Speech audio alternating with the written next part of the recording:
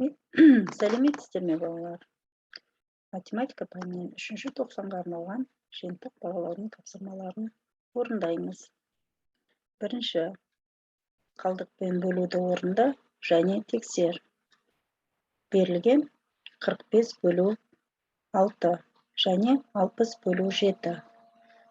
Балалар, осы бөлуді орындауды, тексеруді білгілеріңіз келсе, менде төменде осы қалдықпен бөлу бойынша шағын 2 минуттық видео сабақ бар, соны көріп орындасаңыздар болады.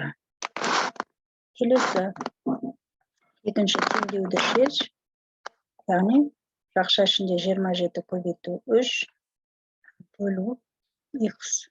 Мәні 9-ға тең дейді. Біз бұл теңдеуді қалай шығарамыз? Қазір мен сіздерге көрсететін боламын.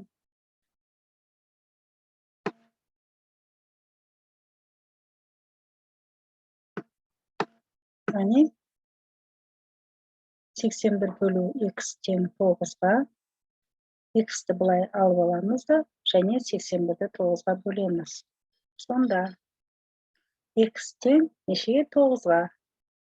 27-ні көбейтеміз, 3-ке шақша ішінде бөлеміз 9-ға, тең болады 9. Демек, x нешеге тең екен? 9-ға тең екен. Келесі, есеп,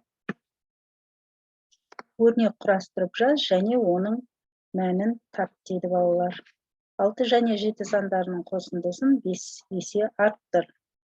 Демек, және 12 мен 5 сандарының көбейтіндісін 4 есе кеміт. 4 және 7 сандарының көбейтіндісін 2 есе арттыр. Демек, балалар, біз бұны қалай жазамыз? Міне, біз жақша ішіне 6 қосу 7, көбейту 5-тің мәні 65-ке тең деп жазамыз. Немесе 5 көбейту жақша ішінде 6 қосу 7-нің мәні 65-ке тең деп жазатын боламыз.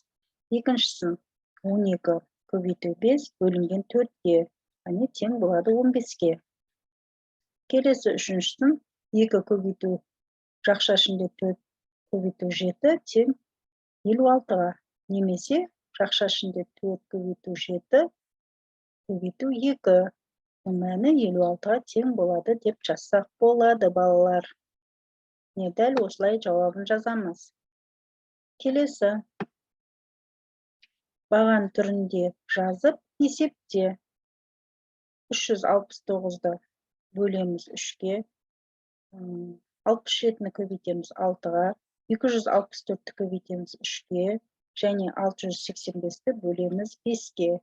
Әрине, бұл тағыда менің сіздерге айта кететін жайт, менде бөлуге арналған шағын видео сабақтар бар. Соны көріп, бөлуді баған түрінде орындасаңыздар болады. Келесі, 5-ші, А фигурасын ойша бұрып көр. В, С, Д фигураларының арасынан А фигурасына сәйкесін анықта және белгіле. Балалар, қараңыздаршы, мына А фигурасын ойша бұрып көрсек, қайсы осы төменде тұрған В, С, Д А фигурасына қайсы сәйкес келетінін анықтап, оны белгілейміз. Егер біз оны тексеріп көретін болсақ, ол С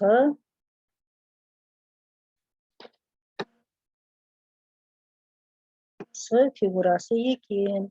Балалар, міне осымен бүгінгі 3-ші тоқсанға арналған жиынтық бағалауымыз аяқталады. Келесі кездескенше сау саламатта болыңыздар.